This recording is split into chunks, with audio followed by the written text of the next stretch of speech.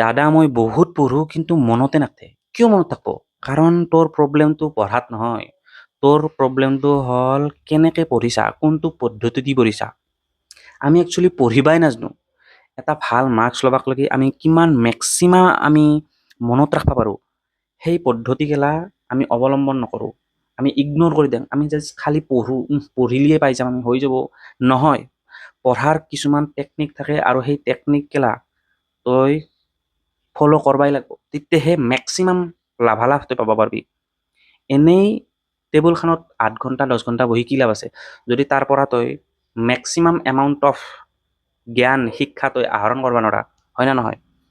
যদি হয় তেনেহ'লে চা ভিডিঅ'টো শেষক লাগি মই ইয়াতে কৈ যাম কেইটামান ভুল আৰু কিছুমান ভাল ভাল পদ্ধতি যাৰ দ্বাৰা আমি মেক্সিমাম এমাউণ্ট অফ জ্ঞান আমি খুব সোনকালে খুব কম সময়ত আমি ল'ব পাৰিম। নমস্কাৰ, মই মৃন্ময়। আজি মই শিকাম কেনেকে পঢ়ে। চবতকে ডাঙৰ ভুল আমি ক'ত কৰোঁ? যেতিয়া আমি নতুন চেপ্টাৰ এটা পঢ়া আৰম্ভ কৰিম, আমি সেই চেপ্টাৰটো শেষ নোহোৱালৈকে আমি সেইটো নাচাওঁ। একবাৰ আমি শেষ কৰি লওঁ, তাৰ পাছতহে আৰু ৰিভিজন দিবা ট্ৰাই কৰোঁ। তোৰ সেই চেপ্টাৰটো শেষ কৰাতে মিনিমাম 3-4 দিন লাগব, আৰু সেই 3-4 দিনৰ ভিতৰত তই তাৰে আধা আধি এনায়ে পাৰি যাবি। গতিকে তই আজি যিখিনি পঢ়িছা, সেই পঢ়াখিনি তই আজি একবাৰ ৰিভিজন দিয়াটো খুবেই জৰুৰী। চবতকে ইম্পৰ্টেণ্ট পইণ্ট লিখিলোঁ। তই আজি যিখিনি পঢ়িছা সেইখিনি তোৰ মাথাত ৰাখবাক লগি আৰু তাৰে নেক্সট পৰ্চনটো বুজি পাবাক লগি আজিয়ে ৰিভিজন দিয়াটো একদম ইম্পৰ্টেণ্ট। আজি তই ৰিভিজন নেদা, কালিক লগি তই আধা পাৰি যাবি। আধা নহ'লেও 4 ভাগত 3 ভাগ পাৰি যাবি। তো সেইটো ৰিক্স তই কিয় ল? তই যদি আধা পাৰিয়ে যায়, তো এনেকুৱা এটা সম্ভাৱনা থাকে নে নাই যে নেক্সট পৰ্চনটোত যিখিনি আছে তাৰ পৰাও কিছু কিছু অংশ হ'লেও তই বুজাত অসুবিধা পাবি, নহ'লে বুজি নাপা। আৰু পঢ়িব লাগিলে নেও বা নপঢ়িলেও অলপমান কিবা কিবি ৰৈ যাব বুজি পাওঁতে। তো এখিনি স্কিপ কৰবা যাতে নালগে, তাৰ কাৰণে আমি সদায়ৰ বস্তু সদায় ৰিভিজন দি যাব লাগিব। চেপ্টাৰটো শেষ নহওক লগি নহয়, আমি চেপ্টাৰটো পঢ়াতে যিখিনি বুজি পাবা লাগে বুলি ভাবোঁ, আমি 2 বাৰ 3 বাৰ মান সেইখিনিয়ে পঢ়িম। ঠিক আছে? একেবাৰে গোটেইখিনি শেষ কৰি নলওঁ। 1 নম্বৰ পইণ্টটো গেল। 2 নম্বৰ পইণ্টটো ডিষ্ট্ৰাকশ্যন। এইটো চবেই জানে। আমি যদি পঢ়াৰ মাজতে একবাৰ মোবাইল চাওঁ, একবাৰ ৰিল চাওঁ, একবাৰ ইউটিউব চাওঁ, একবাৰ কিবা চাওঁ, একবাৰ চবেই জানে। কাৰণটো কি? কাৰণ তই এটা ইনফৰমেশ্যন লৈ আছা মাথাত, সেইটো সোমাবা তোৰি ভালকে, সি ষ্ট'ৰ হয় নাই, মাথাটোত থিতাপিয়ে ল নাই। থিতাপি নলতে তই আৰু এটা কিবা নতুন ফাল্টু বস্তু এটা তই মাথাত সোমাই লৈছা। কাইজা লাগব মাথাৰ ভিতৰে, কোনটো থাকব কোনটো কেৰি দিব। মাথাটোৱেও চব বস্তু ল'বা নোখোজে। তই যিমানখিনি ইম্পৰ্টেণ্ট বস্তু, বিশেষকৈ ইম্পৰ্টেণ্ট বস্তুগিলাই যেগিলা তই ভাববি যে এইটো মই মনত ৰাখবা লাগব দেই, সেইটোৱে প্ৰথমতে পাৰিবি।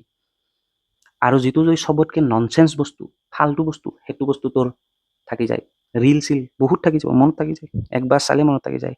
কিন্তু তই এটা চন মনত ৰাখাতে কিন্তু দিগদাৰ আছে, হয় না নহয়? মেইন কথা সেইটো। তো যিখিনি টাইম তই ইনফৰমেশ্যন লৈ থাকা মাথাটোত, সেইখিনি টাইমত at least avoid phone, mobile, any distraction. Okay? এইটো কৰাটো বহুত টান, কিন্তু once you realise that yes, if I want to remember this things and, আৰু যদি মোৰ যিখিনি কষ্ট কৰি আছোঁ সেইখিনি যদি ফল পাব লাগে, তেনেহ'লে মই এইখিনি কৰবাই লাগিব। 3 নম্বৰটো হ'ল ইম্পৰ্টেণ্ট, যিটো চবে ইগন'ৰ কৰে। কালি পৰীক্ষা আছে, আজি মই ৰাতিটো পঢ়িম। ভুল। যদি তোৰ কালি পৰীক্ষা আছে, আজি তোক সম্পূৰ্ণ মাথাটোক ৰেষ্ট দিবা লাগিব। বোলে তোৰ পঢ়া হোৱা নাই, কি কৰোঁ? পঢ়া নহ'লেও যিখিনি পঢ়া হৈছে সেইখিনি হ'লেও ৰিমেম্বাৰটো কৰিব লাগিব না, সেইখিনি তই মনত পেলাব লাগিব না এক্সাম হলত। না কেৱল পঢ়িলেই হ'ব, পঢ়িলে কেৱল নহয়। তোৰ মাথাটোক যিখিনি ৰেষ্ট লাগে 6-7 ঘণ্টা এটলিষ্ট, সেইখিনি সময় বাগা দিয়াৰ কাৰণে, টোপনি মাৰাৰ কাৰণে ৰাখবি। তাৰে বাহিৰে যিখিনি সময় থাকে লগা হ'লে তই সেইখিনি পঢ়, কিন্তু টোপনিটো কোনোদিনে ছেক্ৰিফাইচ নকৰিবি। কাৰণ তই যিখিনি টাইম পঢ়িছা সেইখিনি বস্তু এক্সাম হলত ৰিকলো কৰিব লাগিব না, তই মনত পেলাব লাগিব। সেই তই যদি টোপনিটো ভাল নকৰা, এক্সাম হলত তোৰ চব খেলি মেলি হৈ যাব।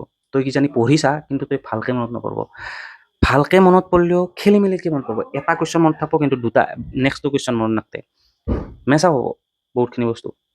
গতিকে এই 3-4টা বস্তু ইম্পৰ্টেণ্ট, আৰু সদায় মনত ৰাখি যদি পঢ়া ফ'ল' কৰা, তেনেহ'লে নিশ্চয়কে মেক্সিমাম বস্তু তই মনত ৰাখিব পাৰিবি।